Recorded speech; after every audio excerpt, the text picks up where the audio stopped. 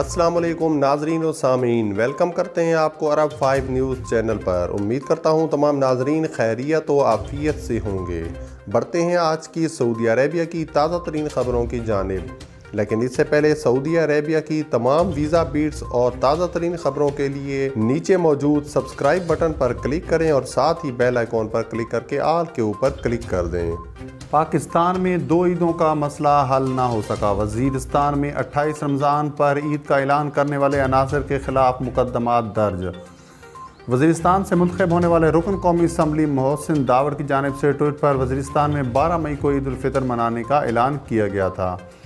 تفصیلات کے مطابق پاکستان میں دہائیوں سے جاری 2 عیدوں کا مسئلہ حل نہ ہو سکا۔ اس مرتبہ پھر اس مسئلے نے سر اٹھا لیا ہے۔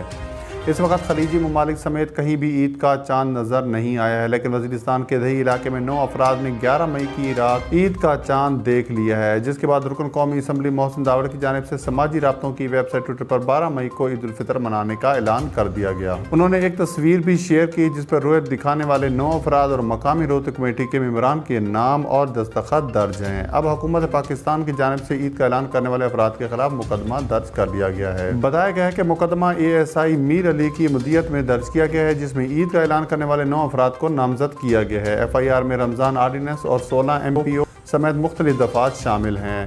FIR کے متن میں لکھا گیا ہے کہ وزیرستان کے علاقے حیدر خیل میں مولانا رفیع اللہ نے مسجد کے لاؤڈ سپیکر پر بدھ 12 مئی کو عید کا اعلان کرتے ہوئے عوام کو روزہ نہ رکھنے کی ہدایت کی ہے۔ یاد رہے کہ 12 مئی کو عید کے اعلان کے فوری بعد ہی شمالی وزیرستان کے بہت سے علماء نے اس اعلان کو مسترد کرتے ہوئے روزہ رکھنے کا اعلان کیا تھا۔ اعلان میں کہا گیا تھا کہ حیدر خیل نامی گاؤں کے علاوہ تمام وزیرستان میں 12 مئی کو روزہ رکھا جائے گا۔